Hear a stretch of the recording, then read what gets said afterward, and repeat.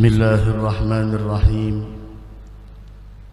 الحمد لله رب العالمين، والصلاة والسلام على أشرف الأنبياء والمرسلين، سيدنا ونبينا وحبيبنا وشفيعنا وذخرنا ومولانا محمد وعلى آله وصحبه أجمعين. أما بعد. Sama-sama yang kita muliakan Bapak Gubernur kita, Bapak Haji Sahbirin Nur. Kita doakan beliau dan seluruh staf beliau panjang umur, sehat walafiat. Segala apa yang diinginkan beliau semoga diwujudkan oleh Allah Subhanahu wa taala. Dan juga Bapak Kakanwil Kemenak yang berhadir juga pada malam hari ini. Kita doakan beliau mudah-mudahan panjang umur, sehat afiat, diluaskan segala rezeki beliau, dimudahkan segala urusan beliau, dan juga kepada seluruh aparat pemerintah yang berhadir pada malam hari ini di dalam rangka perayaan HUT Dirgahayu kemerdekaan Republik Indonesia yang ke-78 sekaligus perayaan hari jadi Banjarmasin yang ke Kalsel yang ke-73. Kita berharap mudah-mudahan perkumpulan ini mendatangkan rahmat. Mudah-mudahan apa yang kita lakukan diridhai di sisi Allah Subhanahu wa taala. Walhamdulillah, malam hari ini kita melihat bagaimana khatmul Quran, yang mana memang dianjurkan bagi setiap kita untuk mengumpulkan orang banyak di dalam mengkhatamkan Al-Quran, sebagaimana yang disebutkan di dalam Mu'jamil Kabir lil Imam At-Tabarani, diriwayatkan oleh Sayyidina Abu Dawud dengan sanad yang sahih dari Sayyidina Qatadah At-Tabi'il Jalil, bahwasanya beliau menceritakan kana Anas bin Malik radhiyallahu taala anhu idza khatama al-Qur'an jama'a ahlahu wa da'a. Dahulunya adalah Sayyidina Anas bin Malik radhiyallahu taala anhu wa ardhah, apabila beliau mengkhatamkan Al-Qur'an jama'a ahlahu wa da'a, beliau mengumpulkan keluarganya dan beliau berdoa. Jangan dikira keluarga Anas bin Malik terdiri dari satu istri dan dua anak. Jangan dikira keluarga Anas bin Malik terdiri dari satu istri atau 4 anak. Jangan dikira keluarga Anas bin Malik terdiri dari satu istri dan 6 anak. Akan tetapi sebagaimana yang pernah kita jelaskan di dalam hadis Al-Arba'in, yang mana di dalam hadis ke-13 bagaimana hadis yang diriwayatkan oleh Sayyidina Anas bin Malik, khadimu Rasulullah sallallahu alaihi wa ala alihi wasallam, tercatat anaknya Sayyidina Anas bin Malik radhiyallahu taala anhu wa ardhah, tercatat bahwasanya anak beliau itu jumlahnya adalah selain dari cucu beliau, yaitu jumlah anak beliau 125. Ada anak beliau, anaknya beliau itu belum cucu, itu anaknya. Dan semua itu adalah keberkahan dari doanya Nabi kita Muhammad sallallahu alaihi wa ala alihi wasallam ketika ibunya datang membawa Sayyidina Anas bin Malik kepada Nabi Muhammad dan mengatakan, ya Rasulullah, khuwaidimuk Anas ud'ullah lahu. Wahai Rasul, ini pembantumu anak kecil yang bernama Anas, doakan dia. Didoakan sama Nabi Muhammad, Allahumma akthir malahu wa waladahu wa atil umrahu waghfir dzambah. Apa kata Nabi Muhammad? Ya Allah, berikanlah harta yang melimpah kepada Anas. Begitu juga berikanlah keturunan yang banyak kepada Anas, dan panjangkan usianya, dan berikan keampunan terhadap dosanya. Dalam satu riwayat Rasul mendoakan wa adkhilhul jannah, dan masukkan Anas bin Malik ke dalam surga. sehingga anaknya Sayyidina Anas bin Malik radhiyallahu taala anhu wa arda, bahwasanya beliau sendiri yang mengatakan laqad ruziqtu min sulbi siwa waladi 125, yaitu Allah anugerahkan dari sulbiku ada 125 anak, dan itu cuma 2 perempuan, sisanya laki-laki. Mudah-mudahan yang belum beranakan dapat anak insyaallah. Yang belum kawin mudah-mudahan kawin insyaallah, mudah-mudahan dipermudah pernikahannya insyaallah. Dan ini adalah menunjukkan bagaimana apa yang dilakukan oleh para ulama kita, apa yang dilakukan oleh para umara kita, semuanya sesuai dengan apa yang dilakukan oleh para sahabat.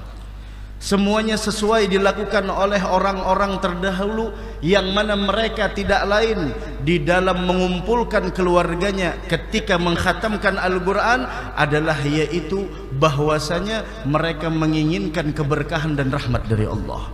Kenapa demikian? Karena ketahuilah, diriwayatkan oleh Abu Daud dengan sanadnya yang sahih dari Sayyidina Mujahid, beliau mengatakan bahwasanya kanu yajtami'una 'inda khatmil Qur'an yaqulun tanzilur rahmah. Dahulunya orang-orang generasi pertama kita, mereka berkumpul di dalam mengkhatamkan Al-Quran, dan mereka mempunyai sebuah pendapat, dan mereka mempunyai sebuah pendapat bahwasanya yaqulun tanzilur rahmah, pada saat dikhatamkan Al-Quran, bahwa pada saat itulah diturunkan rahmat yang sangat banyak oleh Allah Subhanahu wa taala. Mudah-mudahan dengan rahmat yang Allah turunkan menjadikan kota kita Banjarmasin pada khususnya dan umumnya negara kita Republik Indonesia mudah-mudahan dijadikan negara yang aman, damai, dan mudah-mudahan kita semua terhindar dari bala musibah insyaallah, amin ya rabbal alamin. Adapun mengetahui tentang keistimewaan khatmil Quran, bagaimana Abdullah bin Abbas, sepupunya Nabi Muhammad, hibrul ummah wa turjumanil Quran, beliau mempunyai seorang asisten yang memata-matai apabila ada orang yang mengkhatamkan Al-Quran untuk menginformasikan kepada beliau. Ada informan. Apabila ada orang yang mengkhatamkan Al-Quran, maka harus diberitahukan kepada Abdullah bin Abbas. Untuk apa? Bukan untuk membaca, hanya untuk menghadiri daripada acara khatmul Quran tersebut. Kenapa? Karena mereka mengetahui bahwasanya sebagaimana yang diriwayatkan oleh Al-Imam Ad-Darami dengan sanad beliau, bahwasanya man qara'al Qur'an thumma da'a, siapa orang yang mengkhatamkan Al-Quran kemudian berdoa ketika khatmul Quran tersebut, ammana ala du'aihi 4,000 malak. Yang mendoakan doa ketika khatmul Quran, tahu berapa orang malaikat? 4.000 malaikat. Ada yang mengaminkan doa kita ketika khatmul Quran. Apa yang kita inginkan pada malam hari ini? Jangankan 4.000 malaikat, seandainya satu orang malaikat mengaminkan doa kita, udah cukup. Bagaimana Allah menambah kemuliaan ketika khatmul Quran?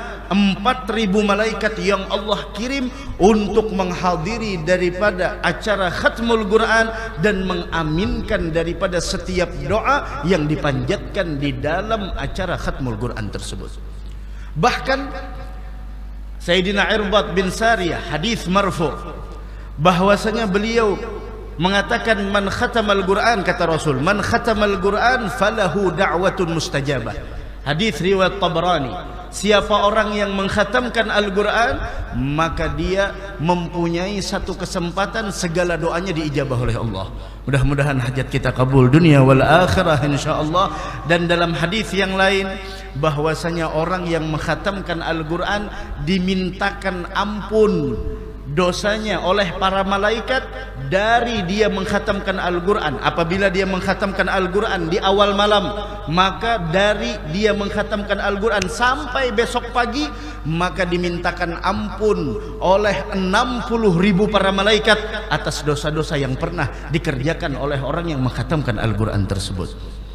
Nah, ini adalah sesuatu yang sangat luar biasa, hadiah dari Allah, bahwasanya malam hari ini, malam Jumat yang kita memasuki bulan Safar, bulan Safar yang penuh dengan keberuntungan, bulan Safar yang penuh dengan kebahagiaan, bulan Safar yang penuh dengan keberkahan, bulan Safar yang penuh dengan kebaikan, bulan Safar yang penuh dengan kemuliaan, yang kita mengawalinya dengan khatmul Quran. Harapan kita mudah-mudahan hajat kita dunia wal akhirah dikabulkan oleh Allah Subhanahu wa ta'ala. Amin amin amin ya rabbal alamin. Dan malam hari ini Masya Allah, dari tadi siang perayaan dirgahayu kemerdekaan negara Republik Indonesia yang kita Masya Allah nikmat yang sangat luar biasa. Akan tetapi yang ada di dalam benak kita, yang masih belum terjawab daripada pertanyaan yang ada di dalam benak kita dan pemikiran kita, yang pertama adalah bagaimana cara kita memaknai kemerdekaan. 78 tahun yang telah lalu kita telah meraih kemerdekaan. Namun pertanyaannya, apa makna kemerdekaan bagi kita? Kemudian yang kedua, apakah kita memang benar-benar sudah mendapatkan kemerdekaan secara hakiki?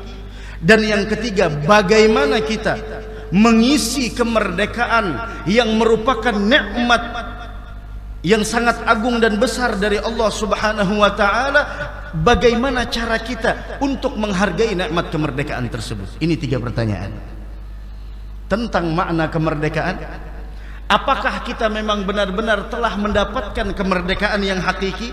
Kemudian yang ketiga, bagaimana cara kita menghargai nikmat Allah yang disebutkan oleh Nabi Muhammad, man asbaha aminan fi sirbih, siapa orang yang di pagi hari mendapatkan kedamaian di tempatnya, mu'afan fi jasadih, diberikan kesehatan di dalam jasadnya, wa indahu qutu yaumih, dan dia punya makanan untuk hari itu. Apa kata Nabi Muhammad? Faka'annama hizat ilaihi dunya bihadzafiriha. Orang yang punya 3 nikmat tersebut dalam suatu hari, aman, mempunyai kesehatan, dan mempunyai bekal untuk hari itu, bukan untuk besok, apalagi lusa, apalagi 1 bulan yang akan datang, apalagi 1 tahun yang akan datang. Hari itu, apa kata Nabi Muhammad? Faka'annama hizat ilaihi dunya bihadzafiriha. Maka orang yang diberikan Allah semacam itu seakan-akan dia diberikan dunia dan seisinya oleh Allah. Nikmat hurriyah, nikmat kemerdekaan adalah nikmat yang sangat besar dari Allah Subhanahu wa ta'ala. Dari karenanya Allah Subhanahu wa ta'ala berfirman di dalam Al-Quran sebagaimana di dalam surah Al-Isra, وَلَقَدْ كَرَّمْنَا بَنِي آدَمَ وَحَمَلْنَاهُمْ فِي الْبَرِّ وَالْبَحْرِ وَرَزَقْنَاهُمْ مِنَ الطَّيِّبَاتِ وَفَضَّلْنَاهُمْ عَلَى كَثِيرٍ مِّمَّنْ خَلَقْنَا تَفْضِيلًا. Allah berfirman, sungguh kami telah memuliakan anak cucu Adam, manusia telah dimuliakan Allah, dan kami angkut dan kami bawa mereka di darat dan di laut, dan kami beri mereka rizki dari hal-hal yang baik, dan kami lebihkan mereka di atas banyak makhluk yang telah kami ciptakan, kata Allah, dengan kelebihan yang sempurna. Dari ayat tersebut sebagian ulama berpendapat, di antaranya ulama tafsir, bahwasanya para manusia dimuliakan oleh Allah Subhanahu wa ta'ala, yaitu mereka dimuliakan dengan ilmu dan akal. Setiap orang yang punya ilmu, setiap orang yang punya akal, mereka adalah orang yang dimuliakan Allah. Mudah-mudahan kita dimuliakan dunia wal akhirah. Namun ketahuilah bahwasanya salah satu ulama tafsir, mereka mengatakan bahwasanya meskipun kemuliaan tersebut yaitu adalah diberikan oleh Allah Subhanahu wa ta'ala, bahwa itu semua diberikan adalah atas dasar ilmu dan akal, namun menurut mereka sebagian para ulama tafsir, bahwa salah satu kemuliaan yang Allah berikan kepada umat manusia, terbebasnya mereka dari penindasan dan juga segala penjajahan. Dengan kata lain, kita bisa menyimpulkan bahwasanya kemerdekaan adalah merupakan kunci sebuah kemuliaan. Ada kemerdekaan. Apa gunanya kekayaan yang kita punya? Apa gunanya pengetahuan yang kita miliki? Apa gunanya pengalaman yang pernah kita lalui kalau kita masih dijajah, kalau kita masih ditindas oleh orang lain. Dari karenanya kemuliaan ada di dalam sebuah kemerdekaan. Namun kembali lagi ke pertanyaan kita, apakah kita sudah meraih kemerdekaan yang sebenarnya? Ataukah kita masih dijajah? Ataukah kita masih ditindas? Apa makna penjajahan bagi kita? Kemerdekaan bukanlah memang makna dari sebuah kita mengalahkan musuh kita, mengusir musuh kita dari perbatasan negara kita dan lain sebagainya, mengalahkan mereka dan mereka mengakui akan kekalahan. Memang itu adalah sebuah indikasi dari kemerdekaan, namun itu bukan sebuah esensi. Akan tetapi esensi kemerdekaan bagaimana ketika kita memahami tentang firman Allah yang mengatakan di dalam surah Al-A'raf ayat 172, yang mana Allah berfirman, wa id akhadha rabbuka min bani adama min zuhurihim wa dhurriyyatihim wa id akhadha rabbuka min bani adama min zuhurihim dhurriyyatahum wa ashhadahum ala anfusihim alastu birabbikum qalu bala syahidna. Allah berfirman, dan ingatlah wahai manusia, ingat ketika Allah Tuhanmu mengeluarkan engkau dari sulbi atau tulang belakang anak cucu Adam keturunan mereka, dan Allah mengambil kesaksian terhadap ruh mereka, seraya Allah Subhanahu wa taala berfirman, alastu birabbikum, bukankah aku ini Tuhan kalian? Maka kita semua menjawab, galu bala syahidna, kita mengatakan betul wahai Allah, engkau adalah Tuhan kami dan kami bersaksi atas itu semua. Setiap manusia yang tidak keluar dari fitrah yang difirmankan oleh Allah di dalam surah Al-A'raf, maka mereka adalah orang yang benar-benar meraih sebuah kemerdekaan. Tapi setiap orang yang masih dijajah oleh faktor-faktor yang lain, dan penjajahan itu berbagai macam, bukan hanya sekedar kita mendapatkan kemerdekaan, akan tetapi banyak kita dijajah dengan ilmu pengetahuan, dijajah dengan mental, dijajah dengan ini itu dan lain sebagainya. Dari karenanya ulun ingatkan, penjajahan bisa jadi bagaimana di sana Allah Subhanahu wa taala memberitahukan kepada kita agar kita memang benar-benar terlepas dari penjajahan tersebut. Penjajah yang pertama adalah iblis. Penjajah yang pertama yang selalu ada di dalam diri kita adalah iblis, laknatullah alaih, yang mana Allah Subhanahu wa taala memberitahukan kepada kita dalam surah Al-A'raf ayat 17, bagaimana Allah berfirman, thumma la'atiyannahum min baini aydihim wa min khalfihim wa an aymanihim wa an syama'ilihim wa la tajidu aktsarahum syakirin. Allah Subhanahu wa taala berfirman di dalam surah Al-A'raf, bagaimana Allah Subhanahu wa taala berfirman, thumma la'atiyannahum min baini aydihim. Iblis mengatakan, pasti akan aku datangi mereka dari depan. Maksudnya apa dari depan? Lihat ulama tafsir mengatakan apa. Yang dimaksud dari depan adalah yaitu bahwasanya thumma la'atiyannahum min baini aydihim. Bagaimana Abdullah bin Abbas mengatakan yang dimaksud min baini aydihim dari arah depan mereka, ini salah satu arah yang kita didatangi oleh syaitan, yaitu min gibalil akhirah, urusan akhirat kita didatanginnya. Bagaimana dia menggoda kita, menjajah kita, yaitu urusan akhirah. Mereka jadikan kita meragukan terhadap urusan akhirah. Thumma la'atiyannahum min baini aydihim, kita diragukan urusan akhirah. Coba lihat, kalau urusan akhirah ini malam Jumat, bagaimana kita dengan surat Al-Kahfi? Bagaimana kita dengan salat tasbih? Bagaimana kita dengan salawat besok? Bagaimana kita dengan sunat Jumat memakai pakaian putih? Bagaimana kita dengan akhirat? Allah mengatakan la'atiyan min baini aydihim, di depan kita. Ternyata di depan kita adalah akhirat. Makanya kemarin malam ulun sampaikan, Pak, Bu, kita hidup di dunia tujuannya bukan dunia. Kalau kita hidup di dunia tujuannya adalah untuk meraih kebahagiaan dunia, sungguh tujuan tersebut adalah tujuan yang hina. Tapi tujuan kita hidup di dunia adalah untuk menyongsong masa depan yang sebenarnya. Bagaimana kita berjumpa dengan Allah, bagaimana kita berhadapan dengan Allah, bagaimana kita nantinya ketika besok bertemu dengan Allah. kemudian dimintai pertanggungjawaban atas setiap apa yang pernah kita lakukan selama di dunia, bagaimana besok keadaan kita di hadapan Allah? La'atiyannahum min baini aydihim wa min khalfihim, dan dari arah belakang. Urusan apa? Urusan dunia. Dihantui kita, dijajah kita urusan dunia oleh iblis laknatullahi ta'ala alaih. Dengan cara apa?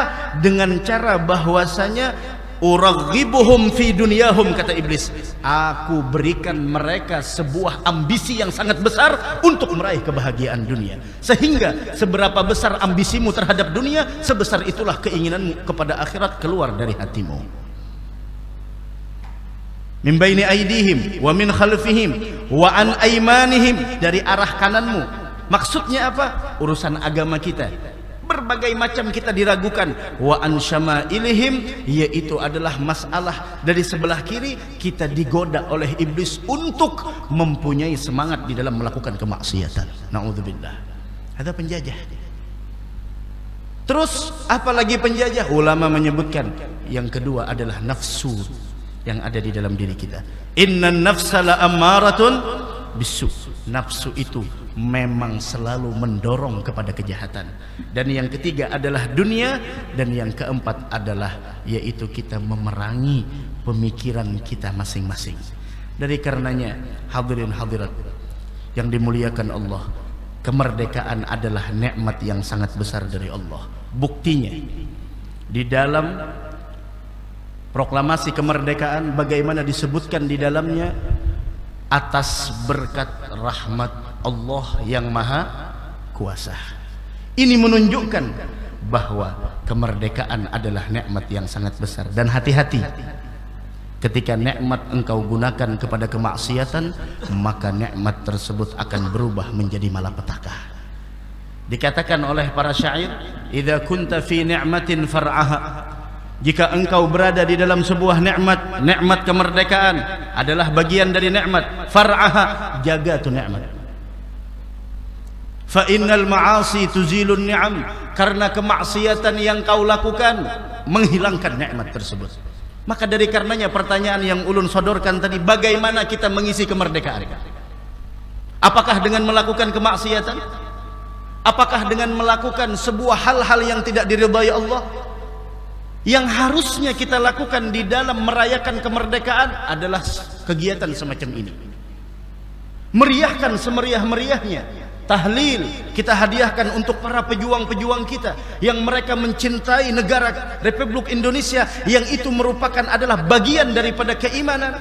Sehingga bagaimana kita ditanya nantinya, bagaimana kau rayakan daripada kemerdekaan tersebut? Bukankah itu nikmat dari Allah? Tadi dibacakan, wa idz ta'adzana rabbukum la in syakartum la azidannakum wa la in kafartum inna adzabi lasyadid. Hati-hati. Begitu mudah Allah membolak-balikkan keadaan.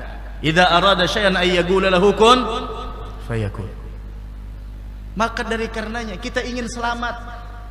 Babus salam, pintu untuk menuju keselamatan. Namun ketahuilah, pintu untuk menuju keselamatan adalah ketika engkau benar-benar mengikuti para pewarisnya Nabi Muhammad sallallahu alaihi wasallam, ilmu pengetahuan agama, hadiyun Nabi, petunjuknya Nabi Muhammad, itu adalah merupakan babus salam, pintu untuk menuju keselamatan. Dan setiap orang yang menyimpang dari ajaran Nabi Muhammad, siapapun dia, falyahdharil ladzina yukhalifuna an amrihi an tusibahum fitnah aw yusibahum adzabun alim.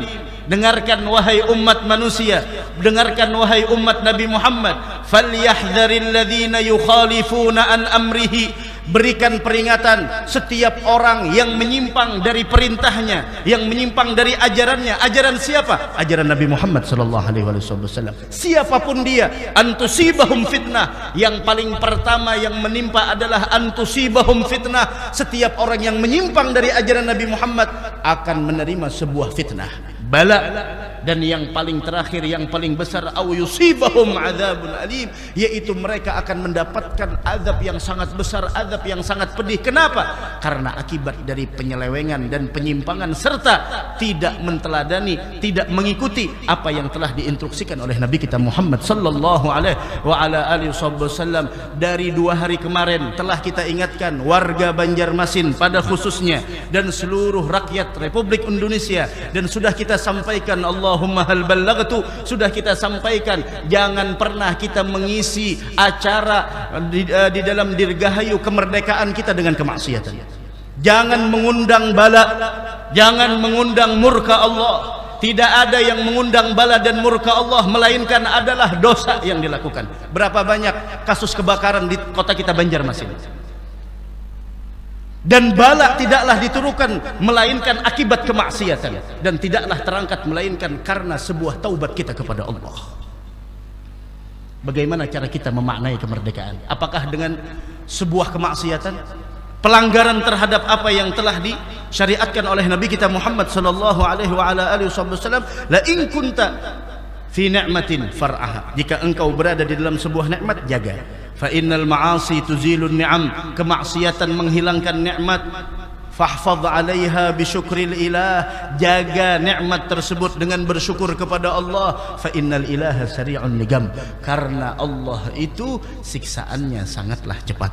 Dari karenanya di dalam kita mensyukuri terhadap nikmat yang Allah berikan, yaitu mensyukuri kemerdekaan, yaitu dengan cara kita mengisi dengan hal-hal yang disyariatkan oleh Allah Subhanahu wa taala di dalam berbangsa dan bernegara, bukan mengisinya di dalam kemaksiatan kepada Allah Subhanahu wa taala. Karena ingat, sekali lagi ulun ingatkan, nikmat jika kita salah mempergunakannya, maka nikmat tersebut akan menjadi sebuah malapetaka. Nikmat apabila kita gunakan di dalam kemaksiatan, nikmat akan menjadi sebuah malapetaka. Dan nikmat apabila kita gunakan sesuai dengan apa yang diinginkan oleh Allah, maka nikmat itu akan ditambah oleh Allah Subhanahu wa taala. Dan yang kita harapkan di dalam perayaan ini semua, wabil khusus peringatan hari jadi Provinsi Kalimantan Selatan yang ke-73, yang kita harapkan adalah yaitu keberkahan yang Allah berikan kepada kita.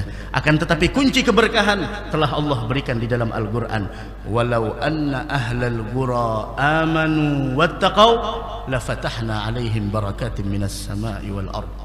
Seandainya penduduk suatu daerah mereka beriman dan bertakwa kepada Allah Subhanahu wa taala, la fatahna alaihim barakatim minas sama'i wal ard, kami bukakan bagi mereka keberkahan, baik itu yang kami turunkan dari langit atau yang kami keluarkan dari bumi. Namun pertanyaannya, kalau kita ingin Kalimantan Selatan menjadi yaitu provinsi yang diberikan keberkahan oleh Allah, maka kita harus pertanyakan di mana iman dan takwa di dalam diri kita. Di mana kita mendapatkan iman dan takwa?